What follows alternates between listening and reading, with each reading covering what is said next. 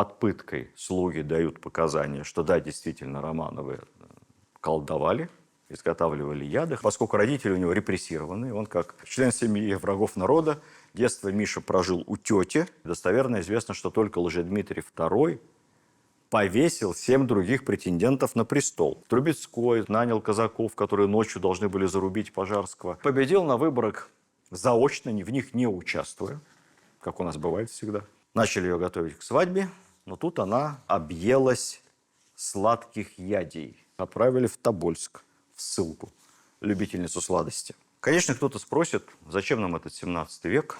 Дело в том, что не поняв, как, собственно, создавалась Романовская империя, мы, в общем-то, не сможем правильно оценить сам ход и логику развития нашей истории.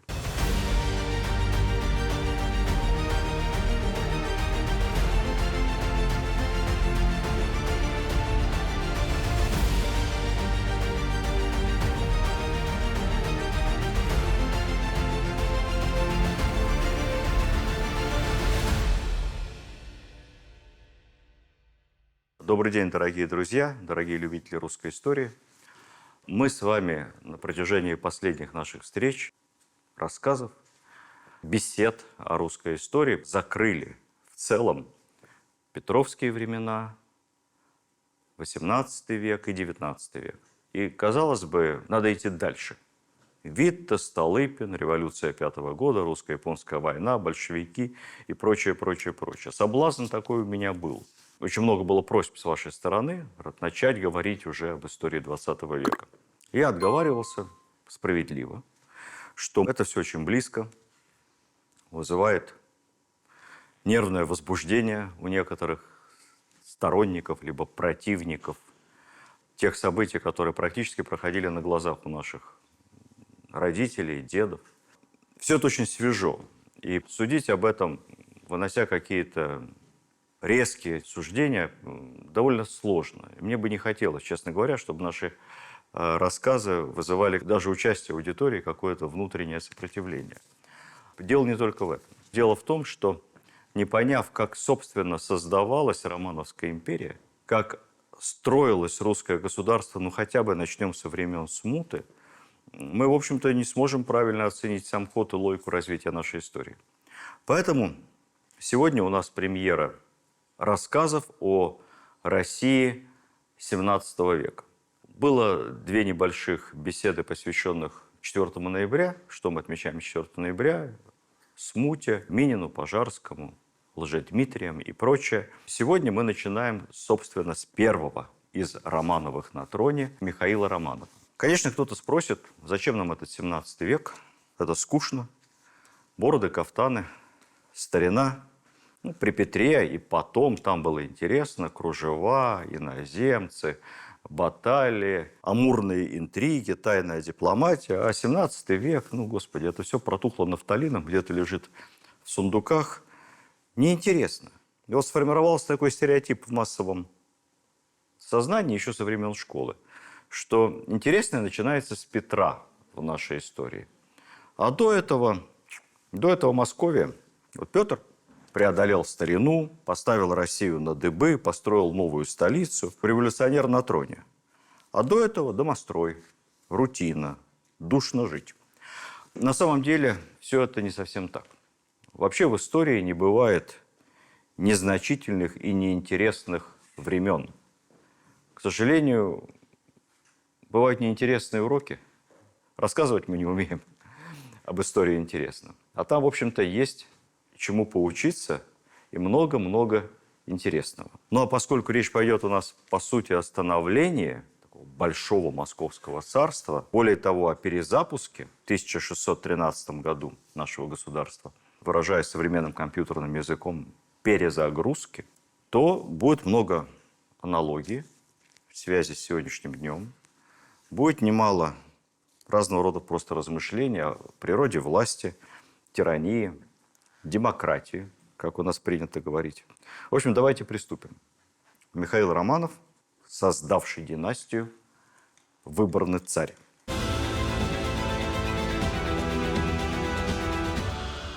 Отец его Федор Никитич Романов, будущий патриарх Филарет. Мать, как звали, кто знает? Никогда это имя потом не встречается у Романовых на троне. Ксения. А в постриге, в монашеском, она будет инокиня Марфа. Миша Романов, соответственно, дед Петра Первого, чтобы школьники сразу поняли связь. Родился 12 июля 1596 года. Кстати, умер спустя недолго, прожил 49 лет, тоже в тот же день, 12 июля, в день рождения. С воцарением Михаила Романова началась династия, которая проправила Россией 300 лет. Я не буду эту династию идеализировать ни в коем случае. Сразу начну с цитаты нашего знаменитого философа, писателя, поэта Дмитрия Мережковского, который известен не только тем, что он муж Зинаиды Гиппиус, 2 звезды Серебряного века, но и тем, что он больше всех в истории номинировался из наших, по крайней мере, на Нобелевскую премию. 10 раз, представьте, 10-кратный номинант. Не повезло, не получил. Так вот, Мережковский, который очень много написал исторических трудов о Романовых, он их на самом деле терпеть не мог. Он и большевиков ненавидел, умер в эмиграции, но и Романовых не любил. Кавычки. В доме Романовых таинственное проклятие переходит из рода в род. Убийство, измены, кровь, грязь. Петр I убил своего сына. Александр I – отца. Катерина II убила своего мужа. А кроме этих великих и известных жертв, существуют жалкие, неизвестные, несчастные выкидыши самодержавия, задушенные, как мыши в темных углах, в казематах Шлиссельбургской крепости. Плаха, петля, яд – вот истинные символы российского самодержавия. Миропомазание на челе царей поистине стало печатью Каина. Если к этому еще добавить, что началась династия Романовых, как мы помним с вами откуда, из Ипатьевского монастыря, а закончилась расстрельным подвалом Ипатьевского дома, закончилась династия Романовых с гибели, конечно, невинного царевича Алексея, а началось удушение 3-летнего младенца Варенка, публичного повешения, как претендента на престол, я об этом расскажу попозже, то, в общем-то, согласитесь, Мережковский понимал, о чем пишет. Но вообще давайте поговорим о монархии. Вот люблю я на эту тему порассуждать. Монархия как принцип правления, а у нас на 300 лет установится абсолютная монархия, ну, кусочек там конституционный в конце, не в счет, имеет очень много недостатков. Случайность рождения. Как говорил Ключевский, он писал это, собственно, при царях, по-другому, наверное, и не мог. Но я думаю, что он так и думал. Так вот, наш великий историк говорил, абсолютная монархия есть самая совершенная форма правления, если бы не случайность рождения. По случайности рождения может родиться дурак, глупый монарх, не имеющий склонности к госуправлению. Часто так бывает. Ну, правда, я сделаю здесь маленькую оговорку. Нет никаких гарантий, что при демократии наверху окажется Аристотель, там, хоть великий философ, крупный управленец. Мы с вами тоже видим, как зачастую, как он там оказался вообще. Особенно сейчас, когда посмотришь на некоторых демократически избранных лидеров мировых. Кто знает английский язык, возьмите любое выступление без бумажки Камалы Харрис. Запишите и начинайте переводить с листа. Просто набор слов. Демократия. Избрали люди, доверили. А вот если, например, на престол при монархии, ну, рано родители ушли, взошел ребенок, тогда что результат? Регенство, заговоры, интриги, убийства, мятежи. Фаворитизм процветает при монархиях. Как показывает практика при демократиях тоже. Я перечисляю те недостатки, которые приводятся в учебниках по политологии. Пожизненность правления. Страной, в конце концов, будет править старик. С возрастом ухудшается здоровье, падает работоспособность, когнитивные функции, болезнь Альцгеймера. Но тут я просто не буду вам приводить никаких примеров. Вы сами понимаете, что демократия не исключает подобных вещей. Материальный комфорт с рождения. Царю непонятны страдания, проблемы народа. Он их никогда не испытывал на своей шкуре. Так это? Ну, в общем и целом, наверное, так. Хотя если мы посмотрим с вами на наследственно избираемых демократических правителей, Кеннеди в нескольких поколениях, Буши, сейчас вот не сегодня-завтра Обама там, и прочее, прочее, то мы тоже видим с вами, что как-то там не из грязи в князи совсем поднимаются демократически избранные. И тоже мне не сильно верится, что с детства знают жизнь простого американца, представителей, ну, например, там, клана Бушей, Кеннеди или других. Имея право на власть от рождения, царь уверен в своей исключительности, иногда гениальности. Поскольку власть дана ему без борьбы, как данность, ну, например, Иван Грозный, то он прямо говорит от имени Бога. Да, это действительно большая проблема для монарха, особенно когда у него подвижная психика. Ну, надо сказать, что вот эта исключительность, она чаще бывает во зло, но мы найдем с вами немало примеров истории, когда это может быть и во благо. Еще политологи говорят, что царь может верить, что является специалистом во всех областях, принимать решения на основании эмоций и капризов. Да, это так, но мало ли мы знаем с вами демократически избранных руководителей, которые являются специалистами во всем. То есть главные по выращиванию кукурузы, в языкознании знают толк, сельское хозяйство. Далее по списку. С другой стороны, самодержавие обладает и рядом преимуществ. Ну, например, важным преимуществом является то, что русский монарх не зависел, так как в Европе, от так называемых центров власти, олигархических кланов, политических партий.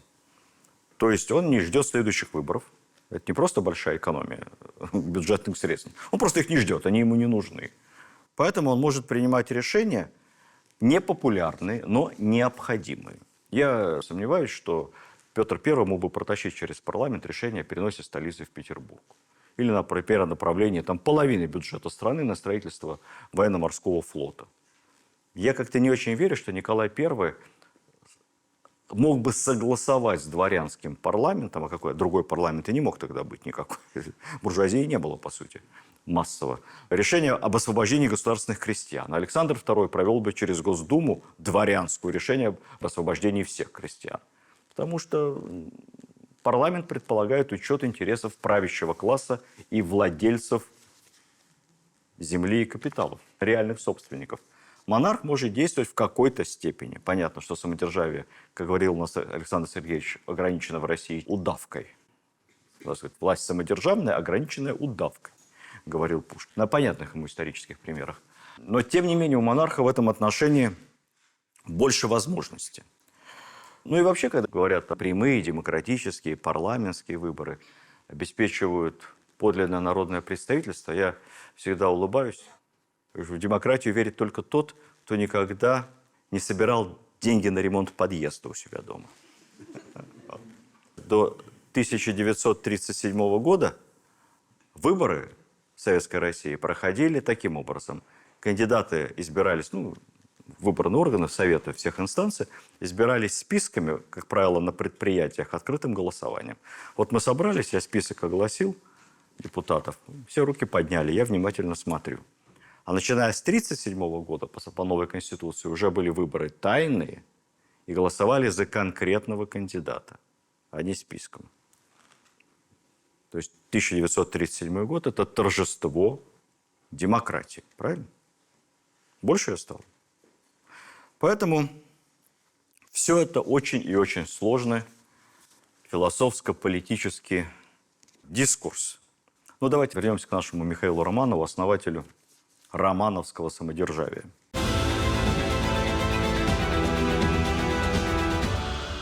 Род Романовых считается откуда-то из Пруссии. Это не значит, что они немцы или пруссы. Неизвестно, это легенда. Откуда-то из Пруссии пришли предки Романовых. Первый достоверно известный представитель этого рода – некто Андрей Кобыла. Кобыла не фамилия, это прозвище. Мы помним с вами, что на Старой Руси было имя, отчество, а дальше, чтобы не путаться, начинались прозвища. Прозвища никакие не обидные, и, как правило, эти прозвища давали прямо в семье, чтобы отличать детей, родственников от одного от другого. Чем-то руководствовались. Потом появятся только фамилии, потому что просто по имени и отчеству легко запутаться. Вот Андрей по прозвищу Кобыла служил еще сыну Ивана Калиты Симеону Гордому. У Кобылы был сын Федор. У Федора было прозвище Кошка. Но, видимо, любили животных в семье. Соответственно, потомки Федора Кошки, они кто? Кошкины. Они Кошкины дети. Далее был у него, видимо, сын Захарий. потомки Захария Захарины или Захарины-Кошкины. От Захария, кстати, пошло довольно много разных семей. Захарины Яковлевы, видимо, Захарий и Яков вместе там, да? Захарины Лицкие, Захарины Юрьевы и прочее. И вот я пришел к тому, что первую жену Ивана Грозного звали как? Любимую Анастасия Захарьина Юрьева. Вот она из той самой семьи. Кобыла, кошка, Захарий. То есть она не Романова, но она из той же семьи. Откуда взялись Романовы? Потому что один из этих Захариных Кошкиных, его звали Роман. И по его линии они были Романовы. Но они тоже все родственники. Соответственно, Анастасия Захарина Юрьева, а ее родной брат, у него была уже фамилия Романов. Первая жена Ивана Грозного родила ему наследника, которого Иван Грозный якобы убил. Мы этого точно не знаем. А помимо этого родила ему вообще 6 детей. Хотя и умерла, судя по всему, от отравления. Ей не было и 30, но успела родить ему 6 детей. Значит, вот убитый царевич. Далее Федор Иоаннович, который правил после Ивана. И еще 3 дочери умерли во младенчестве. Тогда высокая была детская смертность. И один царевич Дмитрий, судя по всему, утонул при загадочных обстоятельствах. Вот если мы посмотрим сериал «Иван Грозный», там его прямо топят заговорщики царевича Дмитрия Маленького. Ну, мы этого не знаем. Утонул. Уронили в воду. Вот в те-то годы род Захарьиных, Юрьевых, Романовых и возвысился. Собственно, все родственники, ближние и дальние, были приближены ко двору. Появляется герб бояр Романовых, становятся боярами. Посередине герба красный гриф. Гриф – это вот полуорел, полулев на серебряном поле. Вообще, это герб германской Ливонии, немецкой, только с обратными цветами. У ливонцев серебряный гриф на красном поле. Каким образом этот герб, поменяв цвета наизнанку, стал гербом Романовых? Потому что Романовы храбро воевали и побеждали в Ливонскую войну. А тогда был такой обычай: если ты разбил врага, ты можешь его герб забрать себе. Вот они забрали этот рыцарский ливонский герб, то есть они боевые бояре. Герб забрали себе, только цвета поменяли. Отец нашего героя Михаила, Федор Романов, в монашеском постриге впоследствии Филарет, становится по женской линии двоюродным братом Федора Иоанновича, последнего царя из рода Рюриковича. То есть его отец и умершая царица Анастасия – родные брат и сестра. Мать Ксения из костромских дворян, ей там в Костромской области принадлежало село Домнино, откуда родом кто?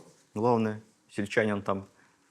Иван Сусанин. Она поехала к себе домой потом, вместе с сыном. Семейная жизнь Федора и Ксении была омрачена тем, что дети почти все умерли, осталось только 2. Мальчик Миша и девочка. Мальчик – это наш герой. Вот вообще такая младенческая смертность высокая, еще раз подчеркну, в те времена в Средневековье норма. После смерти Федора Иоанновича и воцарения Бориса Годунова клан Романовых подвергся самым настоящим политическим репрессиям. Просто вот как в помянутый мной 1937 год. Единственное, что не казнили. Годунов был помягче. В этом отношении он разослал Романовых по местам ссылки. Повод был какой? Я излагаю вам официальную романовскую версию истории. Борис Годунов выбирал конкурентов. Сначала заказал убийство царевича Дмитрия, потом решил перейти и на дальних родственников умершего царя Федора Иоанновича, на бояр Романовых. Им было подброшены какие-то травы домой, коренья. Потом туда заявились органы правопорядка, увидели эти коренья, а что это такое? Они говорят, ну мы тут что, не знаем, лекарства делаем, чай завариваем. Говорят, нет, это вы изготавливаете яды, хотите извести государя. Под пыткой слуги дают показания, что да, действительно, Романовы колдовали, изготавливали яды, хотели отравить Бориса Годунова с семьей. Под пытками не такой муж.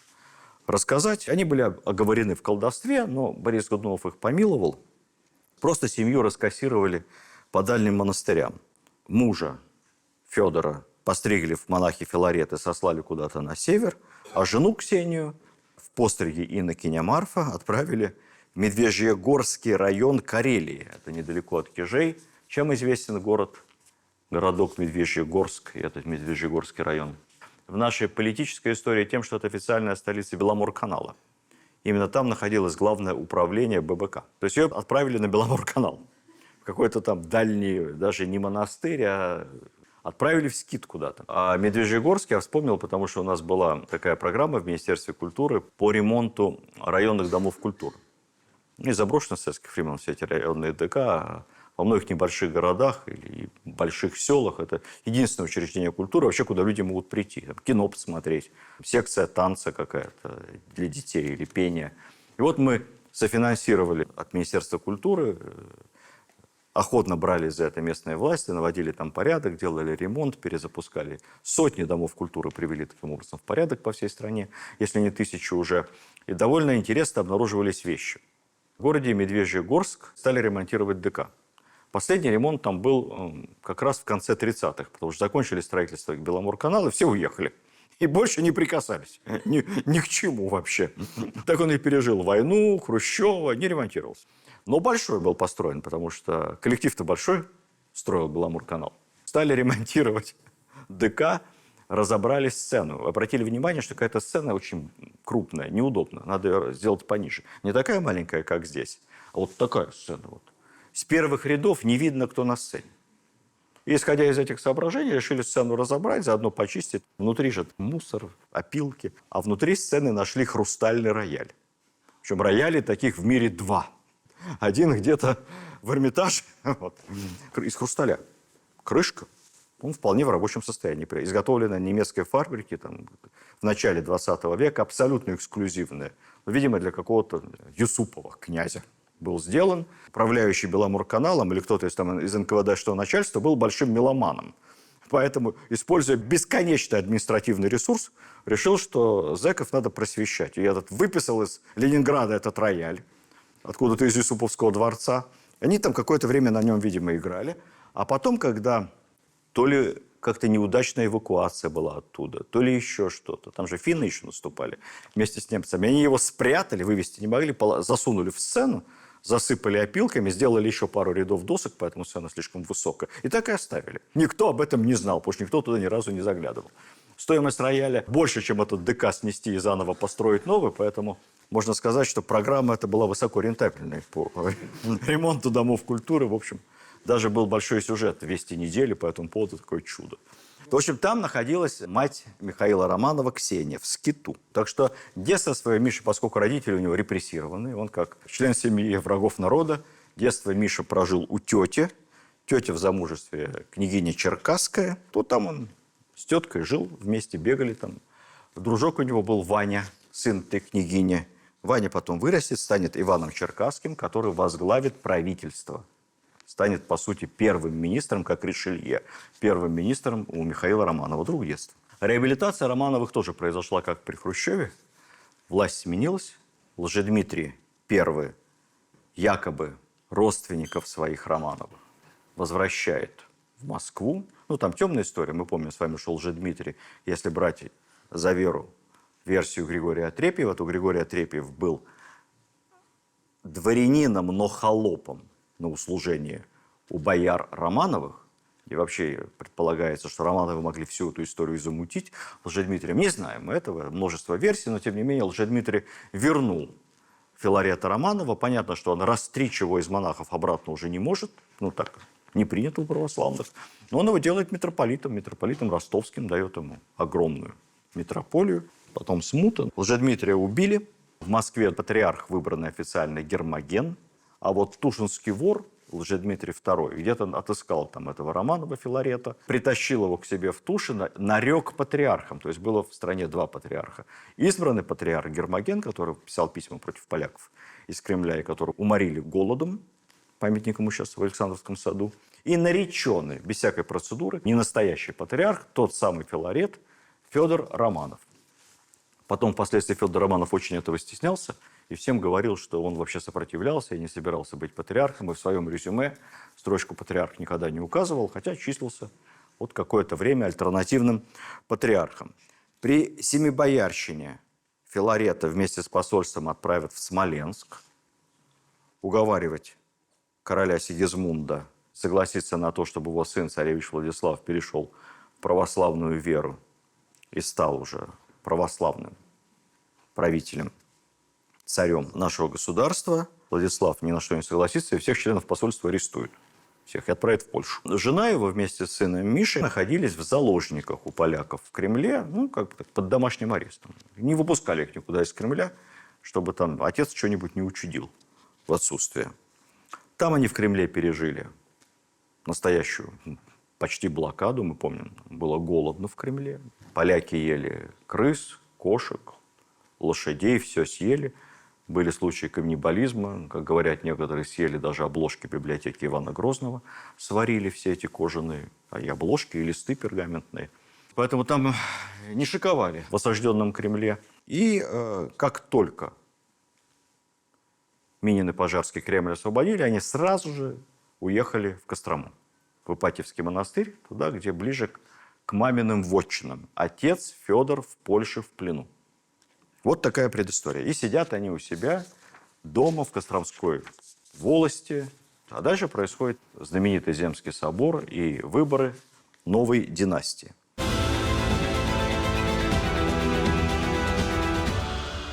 Надо понимать, что, во-первых, выборы царя вещь необычная. Что такое выборный царь? Как царя можно выбирать? Он же от Бога. Это для русского человека той эпохи страшная вещь, совершенно непонятная. Кощунство какое-то. Нетрадиционные ценности. Царей не избирают. Но династия пресеклась, одна, вторая. Решают все-таки собрать совет всей земли и как-то, помолившись, выбрать нового правителя. То есть Земский собор – это как учредительное собрание 17 года, которого добивалось Временное правительство. Помните? Перезапустить страну заново. Кто назвал его Земский собор? Как всегда, это как Киевская Русь. Это назвали историки его потом, в 19 веке. Никогда он так не назывался. Сами современники называли его либо собор, либо совет. Совет всея земли. То есть, по сути, совет рабочих крестьянских депутатов. В январе 1613 года в Успенском соборе Кремля собирается Совет народных депутатов, Совет всея земли.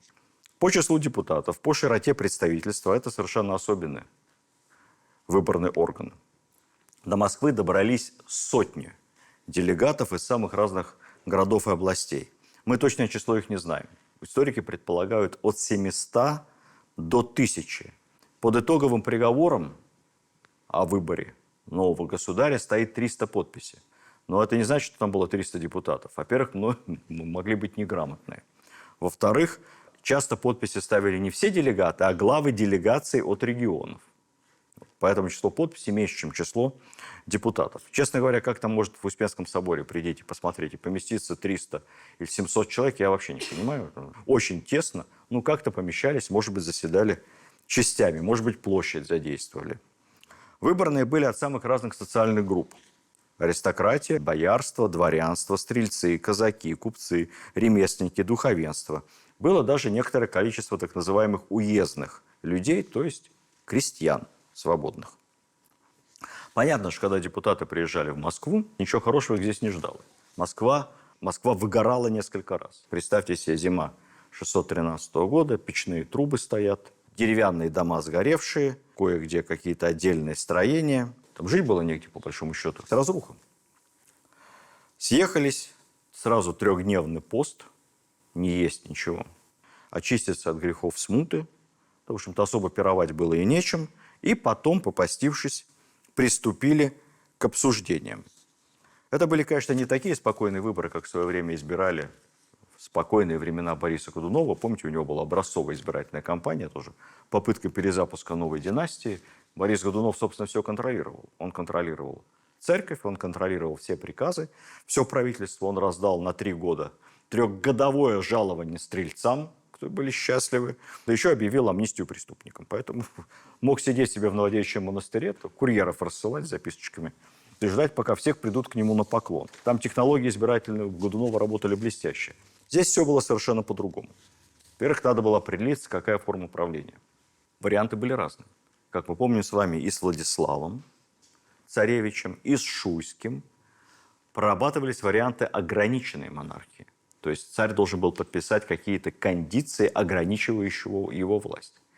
В этом случае с выборами 613 года вопрос об ограничении монархии, судя по всему, вообще не стоял. По крайней мере, у нас нет об этом ни одного письменного достоверного упоминания. Все говорили: ради бога, давайте выберем настоящего царя, и пусть он решает. Все связывали свои надежды только с восстановлением самодержавия. Акт Земского собора 612 года, цитирую, с некими поправками на современную речь. «А без государя московское государство ничем не строится, и воровскими заводами на многие части разделяется, и воровство многое без государя множится. А без государя некоторыми делы строить и промышлять людьми Божьими всеми православными христианами печиться некому». Некому печиться без государя. В общем, крышка без царя, в этом никто не сомневался. Определились с формой правления, кого избирать. Больше месяца шли ожесточенные споры. Хорошо, что в процессе выдвижения кандидатов никого не грохнули. Видим с вами, как это происходит у нас в современном демократическом мире в ожидании выборов. Тогда обошлось как-то, без кровопролития. Но, в общем, выдвинуто было более 12 кандидатов на пост царя. Стали их обсуждать.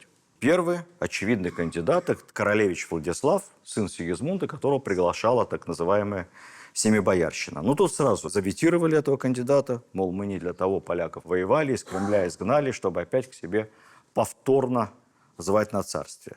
Вторым кандидатом считался сын шведского короля, герцог Карл Филипп. Я напомню, что в это время в Новгороде находятся шведы. И Новгород официально, можно считать, Швеции присягнул. Даже Пожарский, наш герой национальный, он склонялся первое время к шведскому варианту. Ну, расчет был какой? Швеция далеко. Рюрикович тоже когда-то были оттуда. Ничего страшного, приедет. Мы его в православие, хорошую ему девушку подберем русскую. Он и речь свою шведскую забудет. А дети уже будут все русские. К тому же герцог Карл Филипп, ему было аж 11 лет на тот момент. Поэтому пока вырастет, будем им крутить-вертеть, править будем сами. А вообще Швеция держава сильная, поможет нам отбиться от поляков. Мы вместе со шведами поляков из Смоленска отовсюду изгоним. Ну, в общем, шведская партия. Далее, третий вариант. У нас вообще-то есть коронованная царица. Я напомню. Марина Мнишек. Вместе с сыном своим Варенком. Чей сын, это не очень понятно. То ли Лжедмитрия II, то ли ее любовника, как он называл себя, атаман великого казачьего войска Заруцкий. Но это, собственно, и не важно. Чей-то сын. Официально наследник престола, а ее венчали на царство. Поэтому по юридическим нормам того времени все права имеет. Плюс военная сила, потому что Заруцкий где-то там бандитствует со своим великим казачьим войском в районе нашего ЦФО, Астрахани, Волги. Его потом, в конце концов, поймают, доставят в Москву, посадят на кол этого несчастного 3-летнего ребенка, непонятно чьего, повесят. Обстоятельства, кстати, смерти самой Марины Мнишек до сих пор не ясны. Есть так называемая Маринкина башня в Коломенском, Коломенского Кремля. Считается, что она там якобы сидела в заточении. Но это легенда. Полякам просто сказали, что стиль был, мол, Марина по своей воле умерла. Я, кстати, скажу вам, вот, не надо воспринимать Марину Мнишек и Варенка как какое-то исключение. На самом деле ведь тогда же много было лже-претендентов на престол в это смутное время. Помимо Лжедмитрия I, II, в учебниках истории это опускается, был еще официальный Лжедмитрий III, был Лжедмитрий IV. В бесчисленном исчислении были различные дети и внуки Ивана Грозного.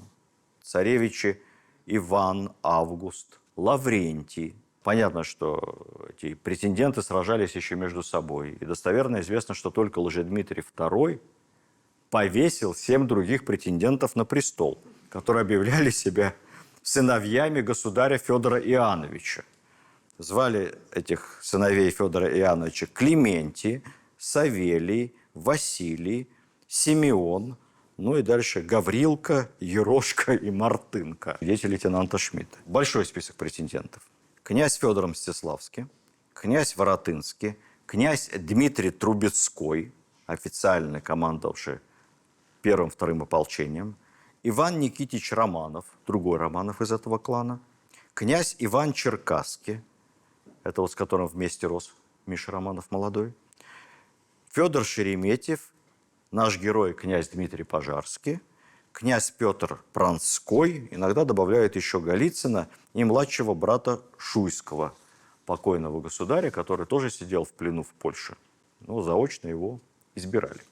Какая была ситуация с предвыборным раскладом? Очень многое зависело от знатности. По знатности не было равных Мстиславскому. Он прямой Гедиминович, прямой потомок. Вот у Пожарского, например, Дмитрия, была высокая популярность, а знатности не было. Поэтому не котировался.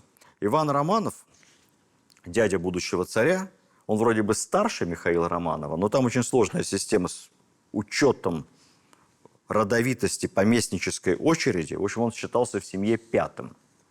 А Михаил Романов считался после Филарета вторым. Но Филарета избирать нельзя, потому что, во-первых, монах, во-вторых, он тоже в плену. Проблема самого знатного претендента Мстиславского заключалась в том, что он, собственно, руководил семибоярщиной, этим правительством, и он пригласил Владислава. Поэтому репутация была не очень. Мы не для этого, мол, поляков изгоняли, чтобы главу этого временного правительства теперь царем избирать. Самым проходным кандидатом считался Дмитрий Трубецкой. Он тоже Гедиминович, хоть и менее родовитый. У него было формальное главенство в ополчении, боевой боярин, в обозах не отсиживался, лично участвовал в боях в Москве в отражении гетмана Хаткевича. Его люди штурмом врывались в Китай-город.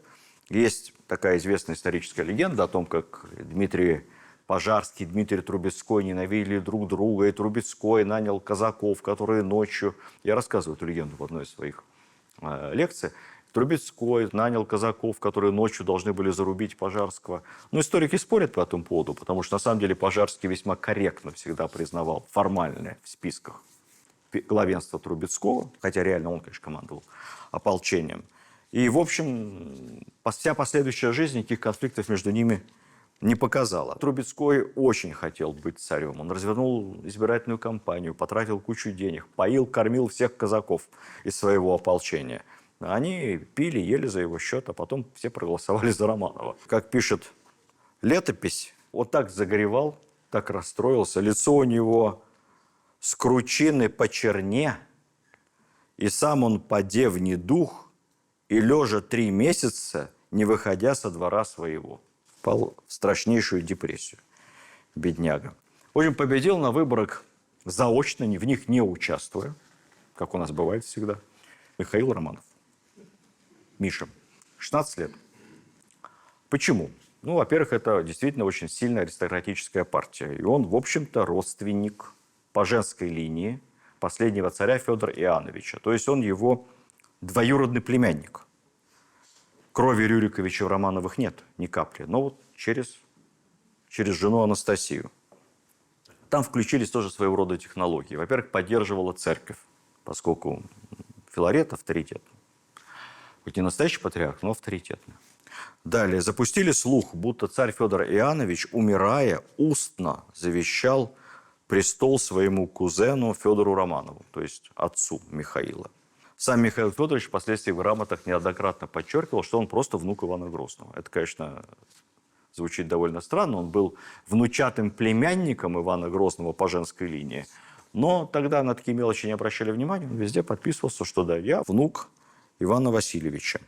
Якобы в церквах проповедовали, якобы кандидатуру Михаила Романова называл еще патриарх Гермоген, как желательного преемника Шуйского. Проверить было невозможно.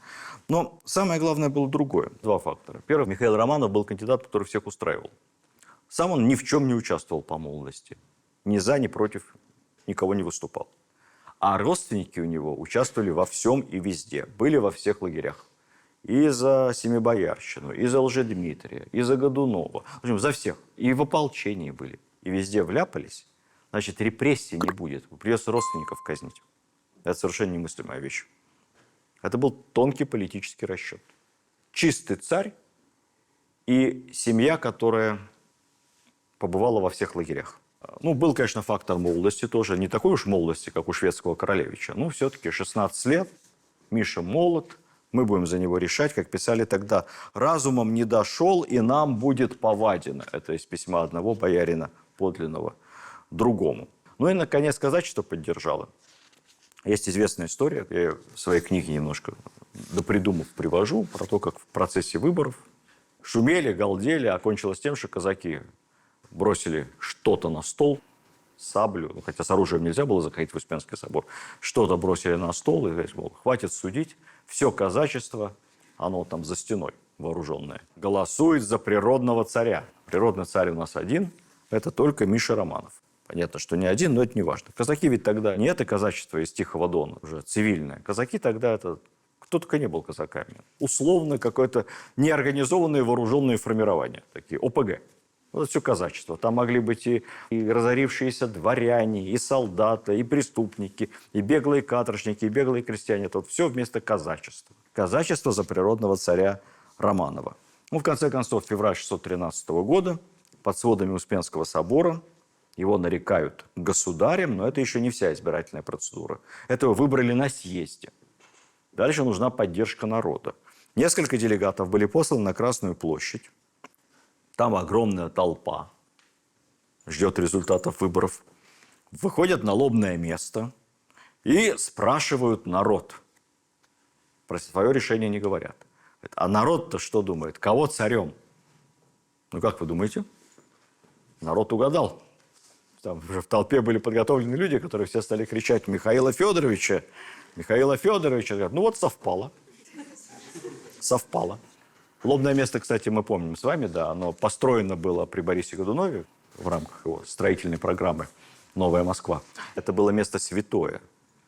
Там было явление некоторых святых, православных и прочее, прочее. Там никого не казнили, там оглашали указы. Казнили рядом, неподалеку. «Без меня женили» называется. Михаил Романов избран, теперь надо его об этом проинформировать. Собирается делегация, едет в Ипатьевский монастырь. А он же, Михаил Федорович, благочестивый государь, того в мыслях не имел и не хотел, ибо был во все то время у себя в вотчине с матерью.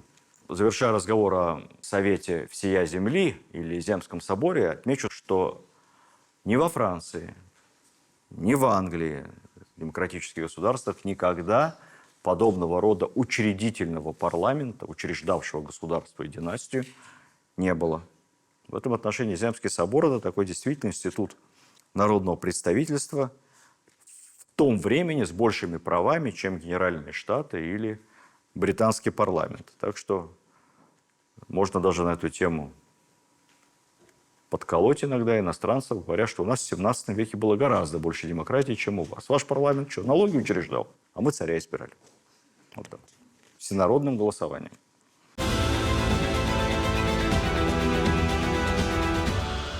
Когда делегация приехала, мать не хотела отдавать сына.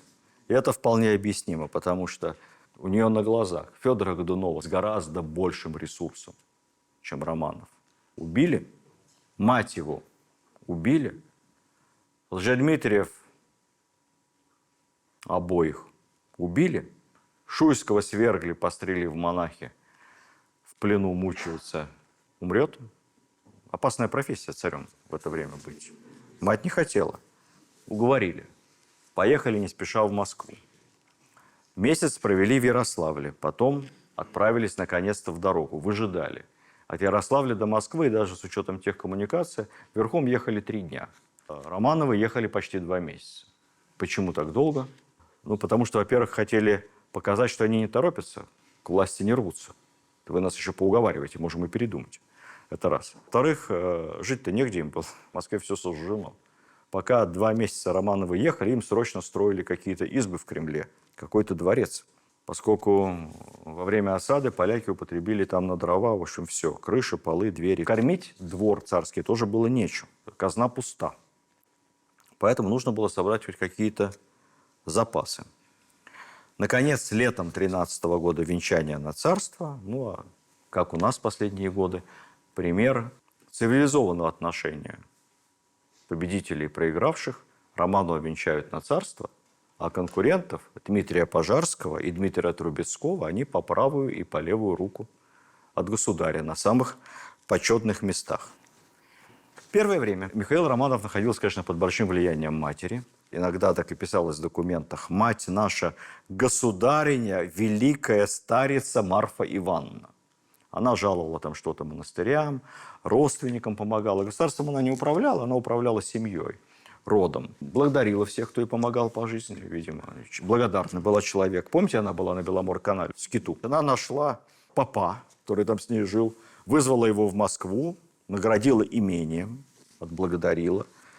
Потом из числа документов, которые сохранились, знаменитая обельная грамота, данная мужу дочери Ивана Сусанина. Кстати, это опровергает все домыслы о том, что это миф. Нет, что вот за спасение и помощь царской семье все потомки, и эта семья, и все потомки освобождаются от всех налогов и повинностей землевладельцев. Потом, к концу XIX века, потомков Сусанина было уже несколько сотен. Росла эта семья, и все они были освобождены от налогов. Особая была категория по переписи населения конца XIX века в Костромской губернии. Ну и проявляла сочувствие к женщинам тяжелой судьбы, тех, кого постригли насильно когда-то в монахини, как и ее, она им помогала, посылала подарки. Среди этих женщин была знаменитая инокиня Дарья, не поверите, 4-я жена Ивана Грозного. То есть она пережила всех в монастыре. И мужа своего Ивана Грозного, его последующих жен, детей, Смуту, Годунова. Вот дожила до Романовых. И жене Василия Шуйского, умершего в плену, Елене, тоже ей помогала. Ну, такая, видимо, была не злая женщина.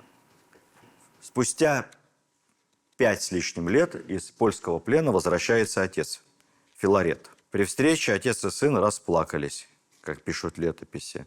Отец был сразу поставлен в сан патриарха, уже официально, с титулом «Великий государь». Это такой же титул, как у самого царя. И действительно, Филарет многие годы был соправителем, а многие даже считают, что и правителем реальным в стране. Такое было удивительное двоевластие, симфония церкви и государства, отца и сына, которые всячески друг друга поддерживали. Отец советовал, помогал и направлял. Ситуация в экономике тяжелая была, денег нет. Увеличили количество кабаков. Пьянство быть было у нас не так уж распространено на самом деле. Пить разрешали 4 недели в году по праздникам.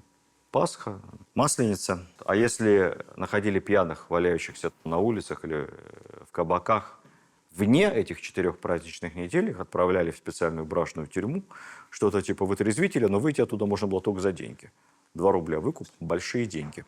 Или чье-то поручительство. Иностранцы говорили, в Москве великая трезвость. Ну, деньги были нужны Романовым, поэтому число кабаков стало увеличиваться. Курение табака было не разрешено. По-прежнему запрещали. Ну, во-первых, Филарет был большим противником иноземщины всякой, бесовщины.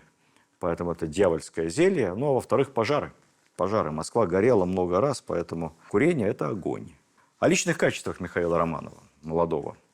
Как писал наш историк Костомаров, небезызвестный, сам Михаил был от природы доброго, но меланхолического нрава, не одарен блестящими способностями, но не лишен ума. Он не получил никакого воспитания, как говорят, вступивший на престол, едва умел читать. Я думаю, что Костомаров Михаила Романова немного недооценивал. Тут надо мифологию про неразумного Мишу развеять. Да, действительно, мать поначалу командовала, потом отец некоторое время. Все это так, но не так.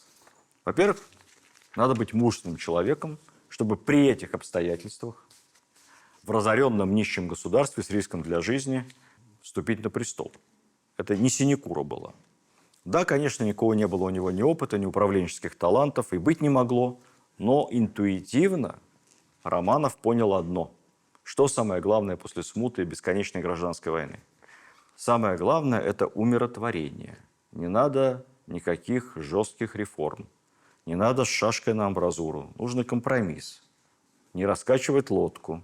Всех надо примирить. Вот суть его простой политической программы. Когда он сидел в Ярославле по пути в Москву, было направлено письмо в правительство Пожарского-Трубецкого, программное послание будущего государя боярам.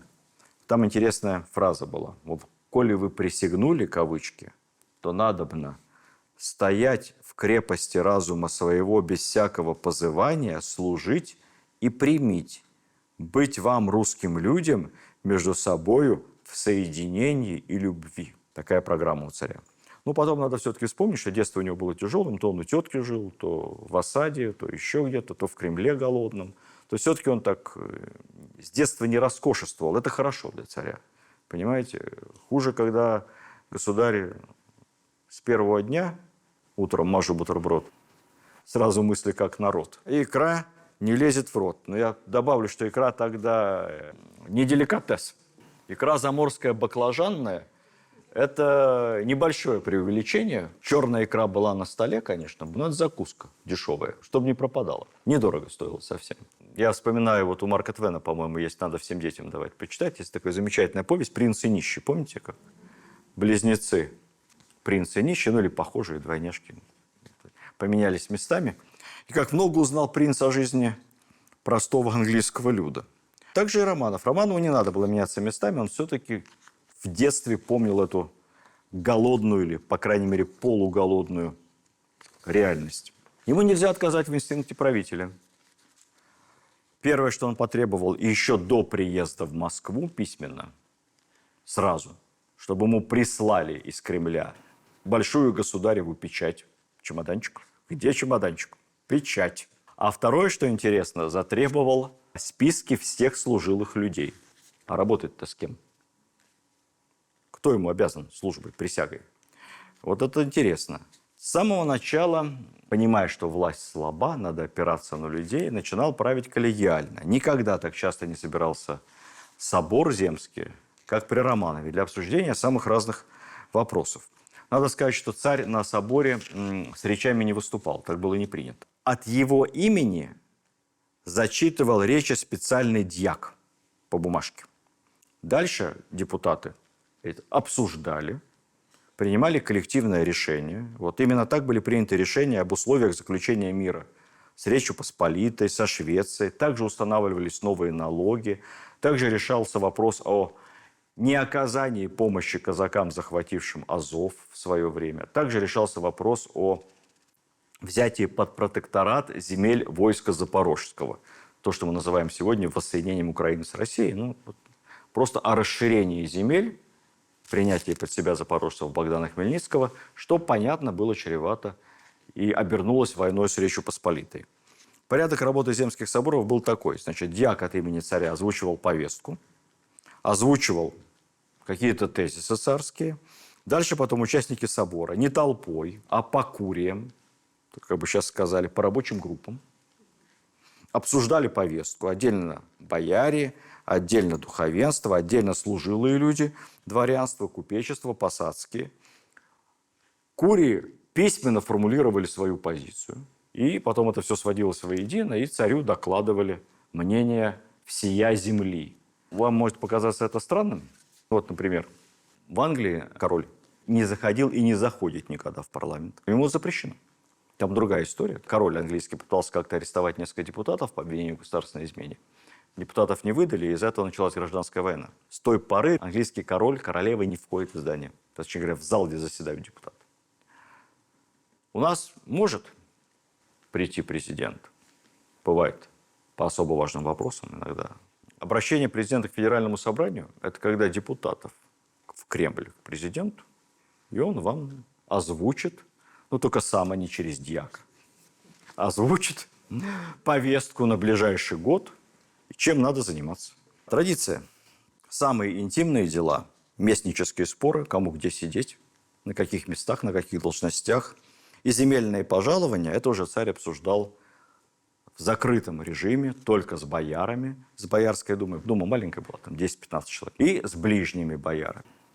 То есть сейчас бы сказали, это совещание президента с членами правительства и руководством администрации. Или раньше это называлось совместное постановление Центрального комитета и правительства. Постановление правительства. С ближним кругом. Милостивый царь, смягчились некоторые наказания, освободил, например, от наказания беременных женщин. Сначала она должна была родить ребенка, отдать няньке, только после этого подвергнуться какому-то наказанию. Неважно, телесному, либо ссылке, но только сначала родить. Большое милосердие по тем временам. Смягчил наказание фальшивомонетчикам. Раньше им заливали горло свинцом, так, по-простому. А теперь просто заковывали в железо, ставили клеймо на щеке «вор» и отправляли куда-то в Сибирь.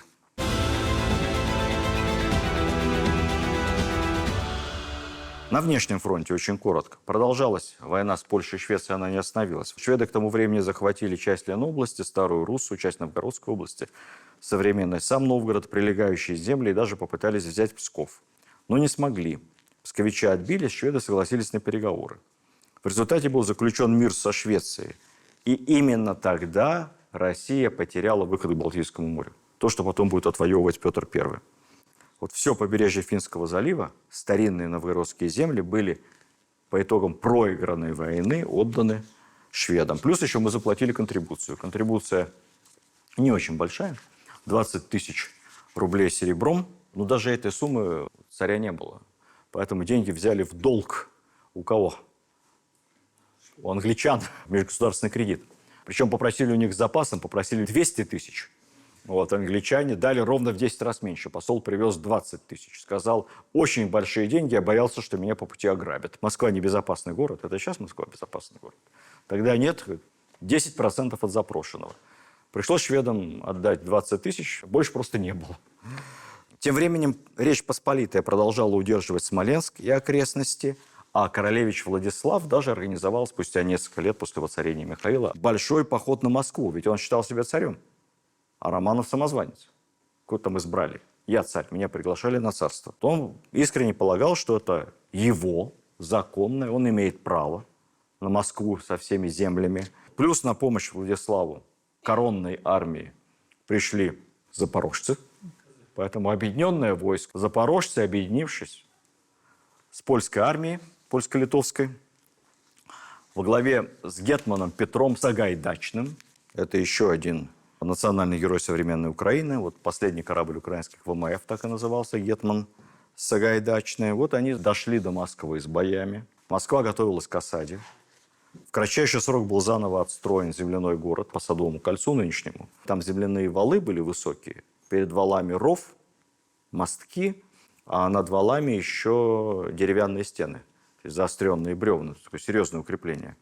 Вот эта деревянная стена была восстановлена по всему Садовому кольцу. И вот там были бои прямо у этих стен. 2 штурма отбили, один у Арбатских ворот, один у Тверских. Я не очень хорошо знаю географию старой Москвы того времени, но предполагаю, что это бои шли примерно в районе Арбатские ворота современной Смоленской площади, где МИД, представьте себе.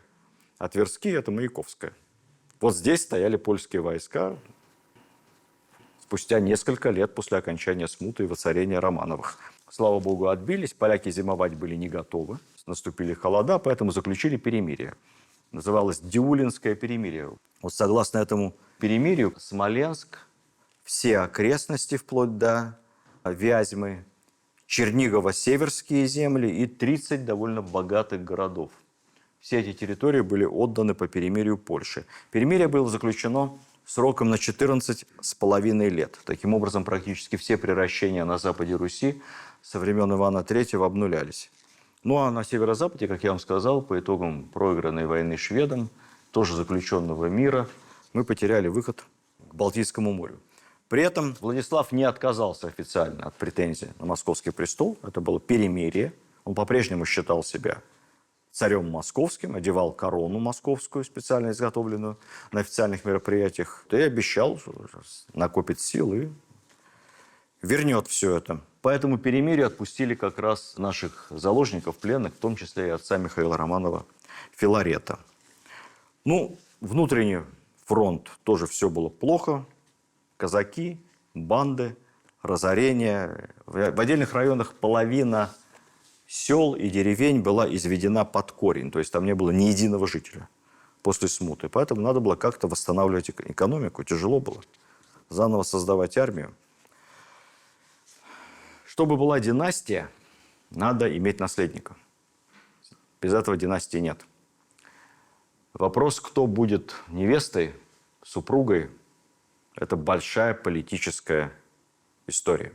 Когда Михаилу исполнилось 20 лет, устроили ему смотрины, как положено, уже было по традиции, от Византии, от его прадеда Василия, смотрины.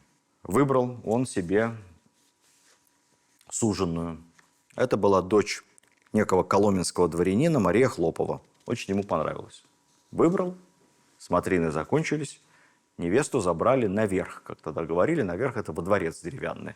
Какие-то верхние этажи, женская половина. Начали ее готовить к свадьбе, но тут она заболела. Заболела животом. Что-то у нее там с желудком не то. Как считается, объелась сладких ядей. Сладкие яди – это не яд, это сладости. Сладости. Ей этими сладостями, видимо, обильно невесту почивали. Тогда сахар был в буквальном смысле на вес золота.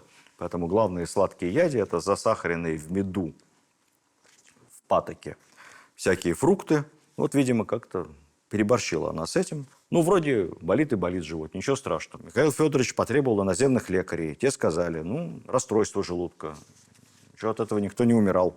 Но потом пройдет, на потомство не скажется. Чадородию помехи не будет. Но появились интриганы. Там были такие временщики, братья Салтыковы. А братья Салтыковы поругались с родственником, с каким-то дядей этой невесты. Причем там смешная какая-то была ссора в оружейной палате из-за какой-то турецкой сабли. То ли они себе хотели эту саблю, а он у них отобрал, то ли там не так ее подержал. Все это очень запутано. Знаете, как Портос. Вы помните Портос и Д'Артаньян, да? Значит, из-за перевязи поспорили по поводу одежды. Вот из братья Салтыковы с дядей невесты поспорили в оружейной палате по поводу турецкой сабли, побежали жаловаться к маме, влиятельной инокине Марфе. Отца еще нет, отец в плену. И накрутили будущую свекровь против невестки. Мол, она не прочна. Ну, все, мать уперлась. Мало ли, что сыну понравилось, ничего. И всю семью Хлоповых отправили в Тобольск, в ссылку, любительницу сладости. Несколько лет Михаил бастовал и отказывался жениться. Требовал, чтобы ему вернули полюбившуюся ему Хлопову. Но мать была совершенно непреклонная. Нет, и все, выбирай себе другую. Вот что-то нашло на нее. Вернулся отец из плена. Прошло несколько лет. Провел расследование. Значит, дело врачей. Выяснилось, что иноземные лекари были правы, все нормально. Ничего особенного там такого не было. Это все интриганы Салтыковы. Все раскрутили всю эту историю. Салтыковых прогнали, отправили куда-то в опалу. Говорят, давайте возвращать невесту. Мать говорит, нет, и все. Даже мужу, патриарху, не удалось ее переубедить. Причем. Вот. Нашла какая-то блажь на нее. В общем, 7 лет Михаил не мог забыть свою вот эту вот Машу Хлопову. В конце концов уговорили. Новые смотрины. Мать сама отобрала хорошую девушку. Княжну Долгорукову. Свадьба состоялась уже 28. Это уже совсем взрослый человек. Так поздно не женились никогда в московском государстве. 28 лет. Нужен потомок, наследник. Состоялась свадьба, все, пир, как положено. На другой день после свадьбы невеста заболела животом. Причем заболела так сильно, что спустя некоторое время умерла. Ну, судя по всему, ее просто отравили на свадьбе. Нехорошая была интрига. Снова надо выбирать невесту, жениться повторно. Устроили смотр. Ну, на этот раз Михаил не просто проявил волю, а состоялся такой киношный сюжет прямо в духе романтической комедии под названием «Подруга невесты». Вот столько невест на выбор. А Михаил выбрал не из предложенных, а выбрал подругу одной из предложенных девушек. Некая Евдокия Стрешнева, причем бедная родственница. Сюжет с элементом Золушки. Просто бедная родственница. Ну, уже тут что с ним спорить? Мама согласилась. Дальше спецоперация. Чтобы предотвратить внезапную кончину, какое-нибудь отравление, какую-нибудь очередную болезнь животом, ее спрятали. Никому не говорили, что она выбрана царем. Объявили ее невестой за 3 дня до свадьбы. Раньше это за несколько месяцев могли сказать. За 3 дня не выпускали никуда из женской части терема. Более того, свадьбу, бракосочетание сделали узким кругом, не огромный пир. Практически по-семейному. Каждого гостя лично утверждал царь. Как было написано, без учета мест. То есть не по должности, а вот просто друзей семьи и ближайших родственников. В конце концов, она не просто, слава богу, выжила, родила детей. Отношения со свекровью были хорошие, судя по всему, потому что свекровь уже в возрасте. Она очень полюбила внучек. У нее была любимая внучка Ирина, и она с этой Ириной, как писали тогда, многие часы баловала ее у себя в избушке, играла. Избушка – это был такой огромный резной терем, такой невероятной высоты, прямо небоскреб. 6 этажей или 7. Вот это был терем, назывался избушка, видимо, иронично. Инокини Марфы, где жила царица, вот она там с внучками проводила время. Вообще в законном браке у Михаила Федоровича было 10 детей. Ну, выжило взрослого возраста, достигли 4. 3 сестры, как у Чехова, Ира, Анна и Татьяна. И 1 сын. Сын Алексей Михайлович, будущий тишайший отец Петра I.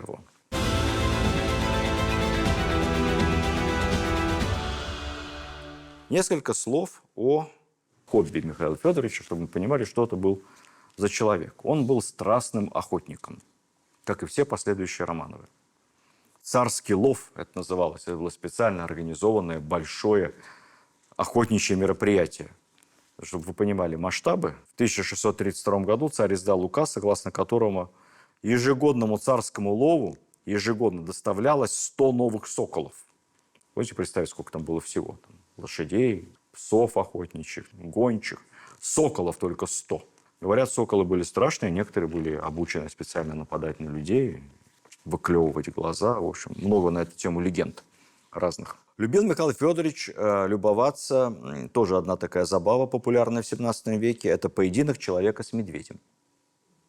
Для этих целей ко двору доставляли диких медведей, сажали их в зверинец.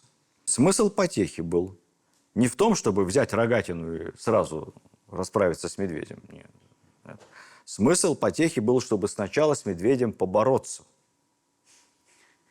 Медведь должен порвать на тебе одежду. Если так получалось, что он все твои кафтаны, которые ты на себя нацепил, разорвет, а ты его потом ножом каким-то уложил, то есть медведь тебя драл, то это хорошая потеха. А если просто так медведя убил, то это плохая потеха. За это мало денег платили охотникам. Но, видимо, кто-то хотел в глазах царя показать свою удаль, побороться с медведем. Любил царь и пострелять. Как бы сейчас сказали, был охоч до этой стендовой стрельбы. Знаете, когда тарелочки летают? Раньше тарелочек не было, поэтому бросали шапки. И царь стрелял на лету в шапку. Если попадал, и шапка пробивалась, тогда за шапку платили. Очень щедро. Поэтому многие хотели так как-то, чтобы царь попортил им шапку. Ну вот из его всяких диковинок, которые он очень любил собирать, есть список покупок казенных по заказу Михаила Федоровича. Некоторые довольно любопытные. Брусок с кляной, во что смотреться. Это какой-то, видимо, стеклянный куб. Не знаю, специальный, во что смотреться. Дальше трубочка. А что дальше в нее смотря, видится близко. Подзорная труба. Очки хрустальные. С одной стороны граненые, что в них смотря, много кажется. То есть, судя по всему, было плохое зрение у Михаила Федоровича. Бочечка костяная, точеная, в ней лунное течение, да часы солнечные. Склянка кругла, в ней под стеклом мужик с жонкой. Интересно. Ящик, в нем под стеклом жена с младенцем. Ну, это поприличнее.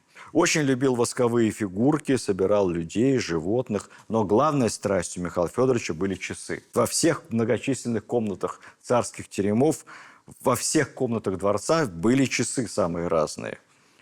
При нем заменились часы на более современные на Спасской башне. Кстати, часы на Спасской башне делали русские мастера, не иностранные. Это были вообще особенные часы. Дело в том, что в России того времени время считали по-другому, не так, как в Европе. Иностранные часы у нас вообще спроса не находили. Русские часы до Петра сутки начинались не в полночь, а делились на дневную часть и ночную. В минуту восхода солнца на русских часах бился первый час дня.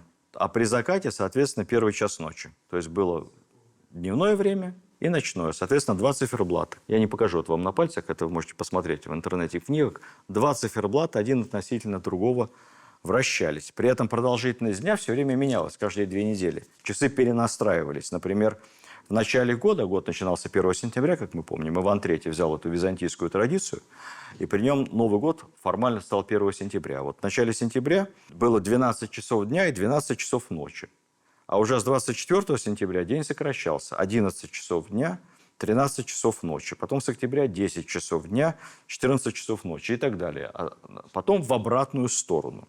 Как писал шведский дипломат Петр Петрий, кавычки, надобно также заметить, что русские считают часы и ставят стрелку не так, как водится у нас, а начинают считать с утра, когда станет всходить солнышко, и считают часы до самого его заката.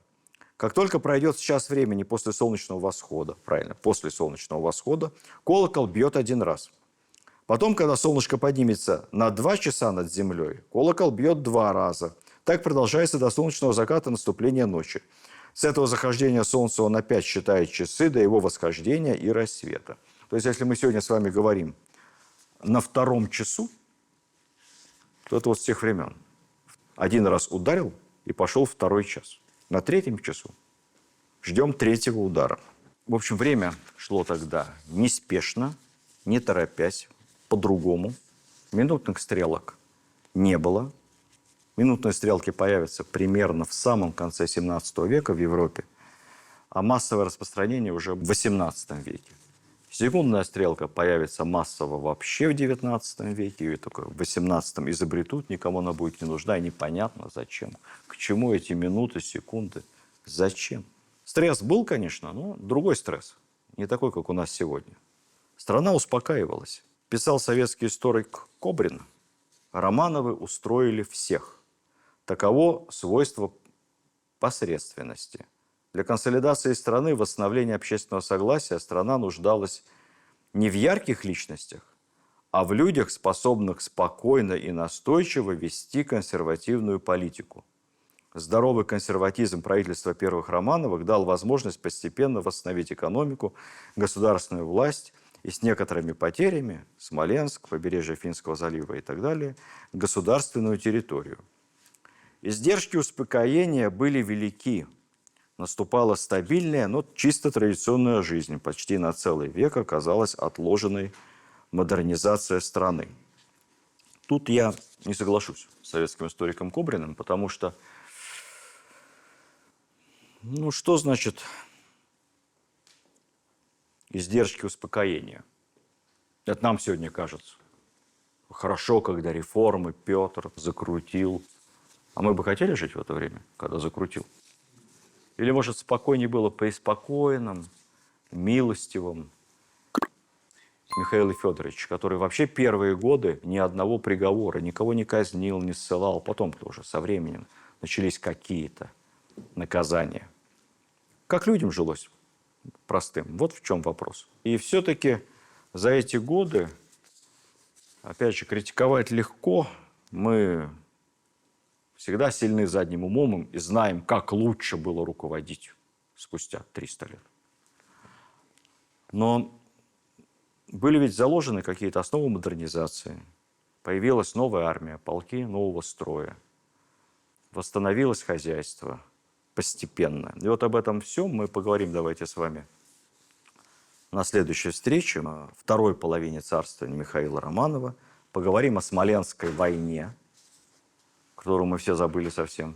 Была Ливонская война, война 12-го года, Великая Отечественная, Германская, а была Смоленская война. Большая. Поговорим о международном контексте. Очень важно понимать, что было в мире в это время, когда у нас Михаил Романов. Кто у нас из царей, так, для затравки, почти год в год совпадает по сроку царствования с Михаилом Романовым. Там плюс год, минус год. Олег Табаков, Людовик XIII, Д'Артаньян и 3 мушкетера. Вот то же самое время абсолютно. И кардинал Ришелье. Поговорим о табеле о рангах, который, конечно, придумал Петр, но своего рода табель о рангах была уже при первых Романовых. Спасибо вам.